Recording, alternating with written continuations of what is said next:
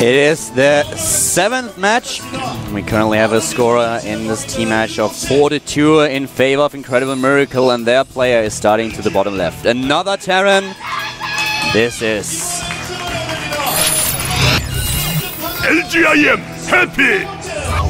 Incredible Miracle is nice enough to feed Symbol 1 Terran at a time so that he can prepare for the big and final boss MVP. Yep. Well, that's not basically it. Happy, of course, a really, really strong player. And the Zerg starting to the top right of the map, he will have to fight for his win. He will have to fight, and he is... TSL Symbol. Symbol is playing this on hardcore mode right now. If if TSL loses one player, it's just over. It can't come back. Pizza. 감사합니다. Close enough. Now I'm curious, did they really get pizza earlier? No, I don't think so. But oftentimes pizza is brought to the studio. I mean, usually when they bring pizza, they position it right in front of us so that we can smell it, and we cannot taste it, but we can smell it. Which is pretty like it's really bad, man. What if these people who want pizza are like me, and they would prefer to have something other than ice cream? Maybe that's why they're saying that. I don't think there's anyone out there who doesn't like ice cream except for you, Wolf. They are out there. I've met them before. It's a lie. No, I've met them, man. I don't believe you. There are very few, but I have seen them. I have spoken to them. How? Do they have a big dot on their forehead? Listen, that says, no. Like writing, I don't like ice cream, It's not like pizza. It's not like this thing where, there are certain types of people that you can spot from a distance. You're like, oh, I know that person played this game, or I know this person is wearing this shirt, so it means this, or, it's not like if you're, someone who doesn't have hair and you see that guy and you're like, I understand, like, what it's like when I see. Whoa, careful. But, hold yours. It's not quite like that, but sometimes I've been on a date before, I've been, with a friend, and someone gets ice cream, and I'm like, I don't really like ice cream. And you know what they say? They're just as surprised, and they say, as I am, to hear this, and what they say is, whoa, really? I've never met someone who doesn't like ice cream, but also I don't like ice cream, and I'm like, wow, you don't like ice cream? You and I are the only people, and it's happened maybe 4 or 5 times. Do you really believe this story? No, I don't believe a word I hear right now. But what I believe is that we have now the build orders unfolding. We have the double queen, and we have one barracks to expand. The Overlord is positioned over the fan, so he may try to use his barracks to spot and kill that. But what will happen for sure is that the Overlord won't get hot. He is in space, but he's going to be cooled off by that fan. Yeah, he definitely will, but it's still... I am a little bit surprised by the positioning of the Overlord. Yeah. I mean, that's something that we usually don't see anymore because so many Terran players try to scout and will take down the Overlord early on. And with the new speed, why would you position the Overlord there? There are so many positions that he can reach without a problem. And the Overlord, in fact, will die. The barracks is on its way. And the Marines are going to position themselves accordingly. Yep, he's going to kill it. At least the Overlord got cooled off by that fan before he died. Was it worth it, Overlord? I guess not. It's basically a pretty common position that we had for the barracks, not on top of the wall-in, but just at the bottom, especially on Daybreak. We've seen it countless of times, just because they want to do exactly this. And he even saw the barracks, so I was a little bit surprised by that. But either way, Symbol, he's got other things on his mind. It's just what you do as a Terran player. Not everyone does it because most often we don't see the Overlord in this position anymore. But a lot of Terrans will build the barracks at the low ground and then just fly it to this position to spot if there's an Overlord and take it down with the Marines. Early on, a nice lead that you have. Yeah. Small one, but still nice. And he has a fast third command center finishing up before his Hellions are coming out. A Roach Warren is started. Will we see the Baneling Nest? He's continuing to mine gas. Not necessarily going to be what we see, but it's entirely possible. He's getting speed now. He's spreading 3 tumors at a time. I think he's just going to use Roach pressure this game. I do not think he will repeat what we saw last game, but he's mining from both gases with all drones. And he's getting speed and the Roaches. How many drones does he have? 39. Wolf will see a Baneling Nest. I think we will. Actually, now the longer this is going on, 2 Overlords about to pop. His Larva and Jax are going to finish as well. He's going to have a ton of Larva banked up. This is not what I expected to see 2 games in a row, but I don't think it's what our Terran player, Happy, will expect either. 9 Roaches. But if he doesn't drop the Baneling Nest very soon, then he is only relying on that. There it is. Now, will these Hellions see the Roaches this time? Yeah, well, we'll certainly find out. That was one of the biggest problems that Yoda had in the last game, that he didn't even spot his opponent's strategy. So he's going for the same build again, but let's have a quick look in the main base of the Terran player. We have currently the first Marauders, we have Stim started. Does he have a transition into Banshee, into tanks? Any potential? Well, we already have the tech lab at the factory, so he's trying to transition into a potential tank build, and this will help him to defend if he can delay everything a little bit.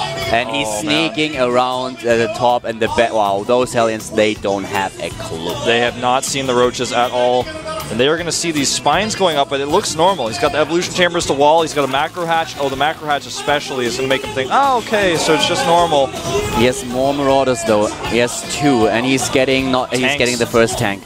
But still, this could do a lot of damage. He has a bunker. He's playing a lot safer than Yoda did. Oh, and those Banelings are not ready just yet. Only 2. Oh, well, they are. Sorry, they are. That's only the second wave, and here we go. It is time to bust this wall. They are gone. Supply block, obviously, imminent. He's killing everything here, but how much damage will he do in total? This is Symbol going for it. And the TSL bench, those guys are clapping. They are happy because they see right now that we have potentially another win for their team, for TSL. Symbol might be able to pull it off again. If he kills this tank, man, I think he will have already won the game. The tank tries to escape, it will not. The Banelings can kill these Marines for free. The Hellions are back home in time to die. And that is going to be it, man. Our second Terran player dying to the same build. I don't know, man. Maybe we should call this symbolism. I'm not sure. But this tank, the second tank, will fall. Stim is canceled. He wants to get that gas back, get his minerals back so he can make another tank potentially. He's making 5 Marines, but it doesn't matter. GG. GG. And Symbol is sitting here and he's like, thanks, guys, for the warm-up. Thanks, guys, for the warm-up against Terran. Right now, he's farming experience points. He wants to level up.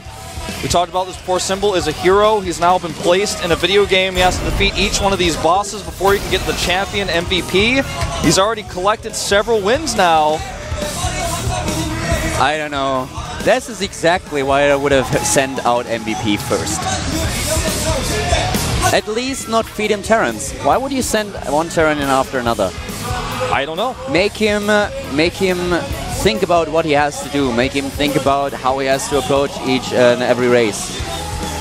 This is really, really tricky. 2 players left. I think we might have to see MVP now. I think it's time. Like, yeah, you sent 2 Terrans out in a row, but when MVP comes out... You sent 3 out in a row. Yeah. Well, yeah, exactly, you're right. If it's MVP right now, this will be the 3rd. Yeah, and that's the thing. You've already put the 2 out, but the 3rd one, sometimes the 3rd can be a charm if that is like... I mean, MVP is worth 3 Terrans in himself. The next map is going to be Whirlwind. We have 2 maps left. It is Metropolis and it is Whirlwind. MVP on Whirlwind, I'm not sure if that's the choice I would want to make. It is going to be tougher to do a Baneling all-in on that map since it's so huge. But we shall see. I don't know. I don't... Well, Symbol has 3 wins so far. He was able to build up momentum. He was able to prepare himself for the final boss. He defeated 2 Terran players already. Okay, granted. Every single one of them with a Baneling attack, with a Roach Baneling burst, but still, very well played, very well executed. Was it just me or did Fnatic Oz just like run through the studio? Or was I saw someone in a Fnatic shirt, man. I don't know who that was. I didn't see him. Well, I'm I just was like, I saw like a Fnatic jersey from behind. I saw the hair from behind. I'm like, I think that's Oz. I'm not sure. But that's interesting to me. I don't know who it's going to be now. Like, on a map like this, we could potentially see Nesty want to play a late game ZVZ. He's but still sitting behind there, like, there. I don't know, man. Like, this has happened before where someone sets up the other person's stuff. And also, like, oh, actually, right, we have 2 players left, so it's actually a good it's actually a good possibility. It could be anything. Like, they could have both set up their stuff already. And look, both Nesty and MVP are on the edge, man. It's gonna be MVP. Oh, yes. MVP coming out on Whirlwind. He knew he had to face him. He knew it. And now, after he defeated 2 Terrans, after he defeated Yoda and Happy, it is time for MVP against Symbol. Ooh yeah. Ooh yeah, indeed. Seriously, we have the best job in the entire world. We do, man, and I wonder, I mean, here's the question with this though. If Symbol beats MVP, who comes out last?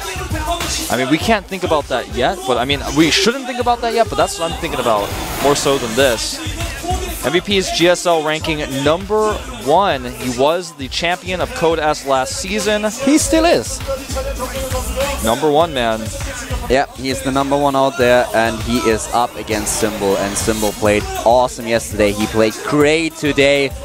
This is going to be an awesome match. Every time he comes out, he's got at least a 50% chance of winning so far, as his results have shown in the past.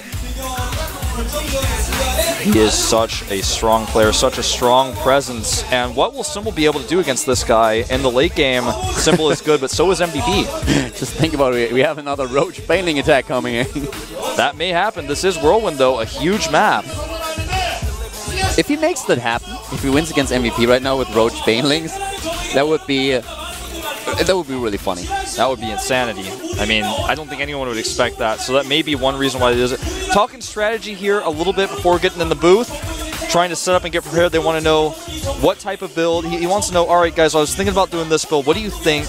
And have you played MVP recently on the ladder? Have you watched his replays as much? I didn't expect to have to play against him necessarily. We're going to take another 5-minute break, guys. I know it's hard to believe, but you guys knew it was coming. We're going to take 5 minutes, and we will see potentially the most epic match of tonight, MVP against Symbol. So don't go anywhere.